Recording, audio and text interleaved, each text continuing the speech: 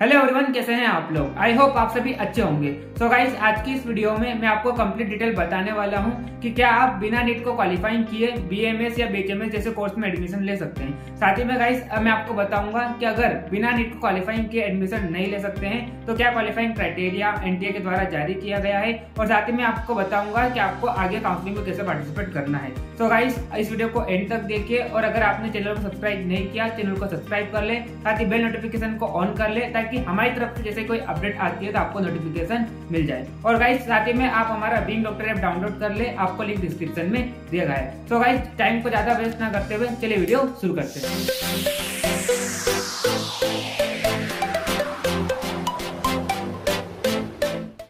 So guys, video में आगे बढ़ने से पहले आपको मैं क्वालिफाइंग कट ऑफ के बारे में बता देता हूं, जो कि एनटीए के द्वारा जारी किया गया था। तो अगर हम यूआर या ईडब्ल्यूएस कैटेगरी की बात करें तो यहाँ पर जो मिनिमम परसेंटाइल होना चाहिए वो है 50 परसेंटाइल, और अगर हम स्कोर की बात करें तो 117। और अगर हम ओबीसी कैटेगरी की बात करें तो यहाँ पर जो मिनिमम परसेंटाइल है वो 40 परसेंटाइल होना चाहिए, और स्कोर जो है वो 93 होना चाहिए। वही अगर हम एससी कैटेगरी की बात करें तो मिनिमम परसेंटाइल 40 होना चाहिए, स्कोर की बात करें तो 93। वहीं अगर हम एसटी कैटेगरी की बात करें तो जो मिनिमम परसेंटाइल होना चाहिए वो 40 परसेंटाइल होना चाहिए, और स्कोर की बात करें तो 90। वहीं अगर हम यूआर ईडब्ल्यूएस में जो फिजिकली हैंडिकैप्ड होते हैं उनके अगर हम क्वालिफाइंग क्राइटेरिया की बात करें तो उनका जो मिनिमम परसेंटाइल है वो 45 परसेंटाइल होना चाहिए, और नीट में स्कोर जो है वो 105 से एबव होना चाहिए।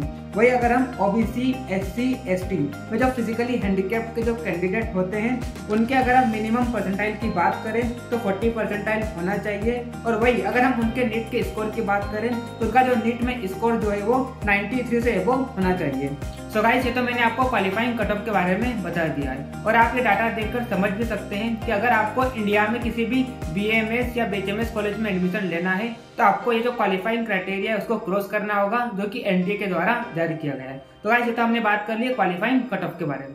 सो गाइस, अब हम बात करते हैं कि इंडिया में टोटल बीएमएस या बीएचएमएस के कॉलेजेस कितने हैं। तो भाई अगर हम बीएमएस कॉलेजेस की बात करें तो इंडिया में अराउंड 300 बीएमएस कॉलेजेस है, प्राइवेट प्लस गवर्नमेंट मिलाकर। अगर मैं गवर्नमेंट कॉलेजेस की बात करूं तो इंडिया में टोटल 57 गवर्नमेंट कॉलेजेस है बीएमएस के।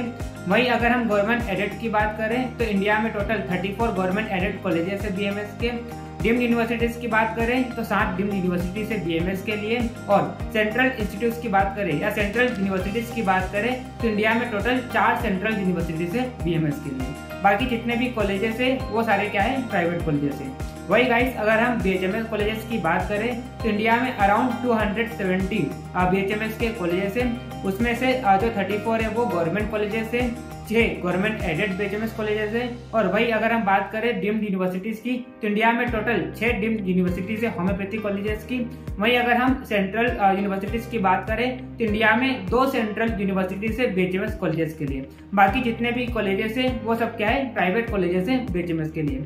सो गाइस, ये तो हमने देख लिया कि इंडिया में टोटल कितने बीएमएस या बीएचएमएस के कॉलेजेस हैं। सो गाइस, अब हम बात करते हैं कि आपको मैंने जितने भी कॉलेजेस बताए हैं उनमें आपको कैसे एडमिशन लेना है और क्या एलिजिबिलिटी क्राइटेरिया है। तो अगर मैं एलिजिबिलिटी क्राइटेरिया की बात करूं और आप किसी अनरिजर्व कैटेगरी से बिलोंग करते हैं तो आपके 12th में मिनिमम 50% होना चाहिए with aggregate physics, chemistry and biology subjects.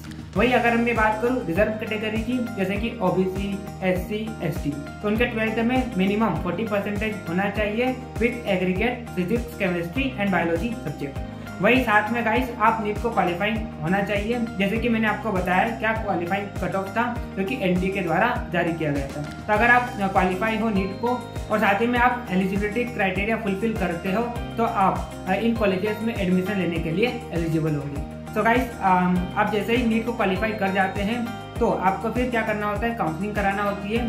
Counselling भी 2 तरह की होती है, एक तो ऑल इंडिया कोटा काउंसलिंग और एक होती है स्टेट काउंसलिंग। अगर मैं ऑल इंडिया कोटा काउंसलिंग की बात करूं तो ऑल इंडिया कोटा काउंसलिंग जो होती है वो किसी गवर्नमेंट कॉलेज में, गवर्नमेंट एडेड कॉलेज में, सेंट्रल यूनिवर्सिटीज में, डीम्ड यूनिवर्सिटीज में और नेशनल इंस्टीट्यूट्स में एडमिशन लेने के लिए कराई जाती है, जो कि AA-CCC के द्वारा कराई जाती है। वही गाइस, अगर मैं स्टेट काउंसलिंग की बात करूं तो जितने भी स्टेट्स हैं और वहां पर प्रेजेंट जितने भी कॉलेजेस हैं उनकी 85% सीट को फिलअप करने के लिए जो भी स्टेट्स है, वहाँ की जो भी स्टेट अथॉरिटीज है उनके द्वारा ये काउंसलिंग कराई जाती है। तो गाइस एक चीज और आपको मैं बता दूं कि जो ऑल इंडिया कोटा काउंसलिंग होती है वो गवर्नमेंट एडेड या गवर्नमेंट कॉलेजेस की 15% सीट को फिलअप करने के लिए होती है। और भाई बाकी जो सेंट्रल इंस्टीट्यूट हुए या नेशनल इंस्टीट्यूट हुए या डीम्ड यूनिवर्सिटीज हुई तो इनकी 100% सीट को फिलअप करने के लिए AA-CCC के द्वारा ऑल इंडिया कोटा काउंसलिंग कराई जाती है। तो आपको गाइस मालूम होना चाहिए कि अगर आपको सेंट्रल यूनिवर्सिटीज या डीम्ड यूनिवर्सिटीज या नेशनल इंस्टीट्यूट में एडमिशन लेना है तो उसकी जो 100% सीट की जो काउंसलिंग होती है वो AA-CCC के द्वारा कराई जाती है। कि जो बच्चे गवर्नमेंट एडेड या गवर्नमेंट कॉलेजेस तो वो भी AA-CCC के द्वारा ही कराई जाती है, लेकिन वो सिर्फ 15% सीट के लिए होती है। सो गाइस ये तो मैंने बात कर ली है ऑल इंडिया कोटा और स्टेट कोटा काउंसलिंग के बारे में, लेकिन फिर भी गाइस बहुत सारे स्टूडेंट्स ऐसे होंगे जिनको ये डाउट होगा कि भैया मुझे अगर किसी अदर स्टेट के प्राइवेट कॉलेज में एडमिशन लेना है तो मुझे AA-CCC की काउंसलिंग कराना है या स्टेट काउंसलिंग कराना है। तो गाइस आपको मैं बता दूं, और मैंने ये पिछली वीडियोस में भी इस चीज को मेंशन किया है कि गाइस अगर आपको किसी अदर स्टेट के प्राइवेट कॉलेज में एडमिशन लेना है तो आपको कराना होगी स्टेट काउंसलिंग, जिस भी स्टेट में आपको वहाँ पर एडमिशन लेना है, ना कि AA-CCC की काउंसलिंग। आपको मैं इसी चीज को हमेशा एग्जाम्पल के थ्रू भी समझाता हूँ और आज फिर आपको बता देता हूँ कि अगर मान लो आप यूपी के हो और अगर आपको एमपी के किसी प्राइवेट कॉलेज में एडमिशन लेना है तो आपको एमपी की काउंसलिंग कराना होगी, ना कि AA-CCC की। और एक बात और आपको ध्यान रखना है कि आप एमपी में अगर काउंसलिंग कराएंगे तो आप 85% के लिए नहीं, आप सिर्फ 15% के लिए एलिजिबल होंगे प्राइवेट कॉलेजेस के लिए, ठीक है। तो आपको ये चीज मालूम होना चाहिए। सो गाइस ये तो हमने बात कर ली काउंसलिंग के बारे में। अगर मैं फी स्ट्रक्चर के बारे में बात करूं तो इंडिया में जितने भी गवर्नमेंट कॉलेजेस हैं उनका जो फी है वो 4000 से लगाकर 1 लाख तक वेरी कर सकते हैं। जैसे कि मैं बात करूं एमपी की तो एमपी में जितने भी गवर्नमेंट कॉलेजेस है उनका जो फी है वो 95,000 से लगाकर 1 लाख तक हो सकता है अनरिजर्व कैटेगरी का। और भाई अगर मैं रिजर्व कैटेगरी की बात करूं तो एमपी में जितने भी रिजर्व कैटेगरी है उनकी जो गवर्नमेंट कॉलेजेस की फी है वो अराउंड 80,000 तक होती है पर एनम। वही गाइस अगर मैं यूपी की बात करूं तो यूपी में क्या होता है 20 to 25,000 per annum fee structure रहता है गवर्नमेंट कॉलेजेस का। वही अगर मैं महाराष्ट्र की बात करूं तो महाराष्ट्र में भी अराउंड 30 to 40,000 पर एनम क्या होता है फी स्ट्रक्चर होता है गवर्नमेंट कॉलेजेस का। तो गाइस ये जो फी स्ट्रक्चर होता है गवर्नमेंट कॉलेजेस का वो स्टेट टू स्टेट क्या करता है वेरी करता है, जो कि 4,000 से लगाकर 1 लाख के बीच में होता है। वही गाइस अगर मैं प्राइवेट कॉलेजेस की फी स्ट्रक्चर की बात करूं तो प्राइवेट कॉलेजेस का जो फी होता है वो 2 लाख भी हो सकता है, 3 लाख भी हो सकता है, 4 भी हो सकता है और 5 भी हो सकता है। ये वेरी करता है स्टेट टू स्टेट। अगर मैं एमपी की बात करूं तो एमपी में जितने भी प्राइवेट कॉलेजेस है उनका जो फी स्ट्रक्चर होता है वो around 3 to 4 lakh per annum होता है। तो गाइस ये स्टेट टू स्टेट क्या करता है वेरी करता है। सो गाइस अगर मैं डीम्ड यूनिवर्सिटीज के फी स्ट्रक्चर की बात करूं तो ये भी होते तो वैसे प्राइवेट इंस्टीट्यूट्स, लेकिन इनका जो फी स्ट्रक्चर जो होता है वो प्राइवेट कॉलेजेस से ज्यादा होता है। जैसे कि जितने भी डीम्ड यूनिवर्सिटीज है उनका जो फी स्ट्रक्चर होता है वो around 5 to 6 lakh per annum हो सकता है। सो गाइस ये मैंने आपको फी स्ट्रक्चर के बारे में बताया।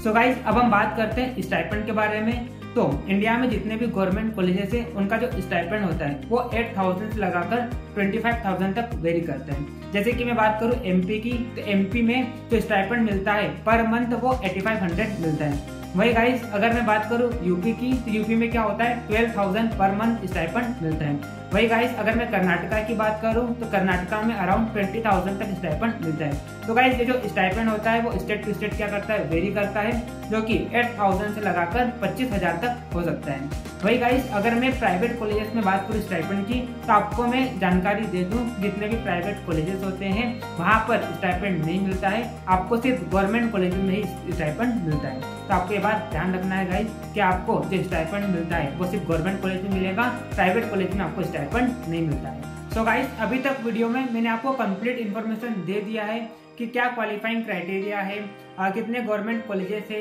क्या एलिजिबिलिटी क्राइटेरिया है, फीस स्ट्रक्चर, स्टाइपेंड, तो मैंने सबके बारे में कंप्लीट इन्फॉर्मेशन बता दिया है। अब गाइस हम बात करते हैं हमारे मेन मुद्दे के बारे में, हमारे मेन क्वेश्चन के बारे में कि क्या आप बिना नीट को क्वालिफाई किए BAMS या BHMS कोर्स में एडमिशन ले सकते हैं। तो गाइस इसके लिए मेरा आंसर है नो। गाइस आप भी समझ सकते हैं कि BAMS और BHMS जो है एक तरह की प्रोफेशनल डिग्री है और यहाँ पर किसी भी व्यक्ति की जान का सवाल होता है, तो ऐसा नहीं है कि किसी को भी उठाकर सीट दे दी। तो गाइस आपको मालूम होना चाहिए कि आप BAMS या BHMS कोर्स में एडमिशन लेना चाहते हैं तो आपको क्वालिफाइंग क्राइटेरिया जो कि NTA के द्वारा जारी किया गया है उसको क्रॉस करना है, तभी आपको BAMS या BHMS जैसे कोर्स में एडमिशन मिलेगा। लेकिन गाइस फिर भी अगर आपको कोई बोल रहा है कि आप इतना पैसा दे दो, डोनेशन दे दो, काउंसलिंग फीस दे दो, हम आपका किसी भी गवर्नमेंट या प्राइवेट कॉलेज में सीट कंफर्म करा देंगे, तो गाइस ऐसा बिल्कुल भी नहीं होता है।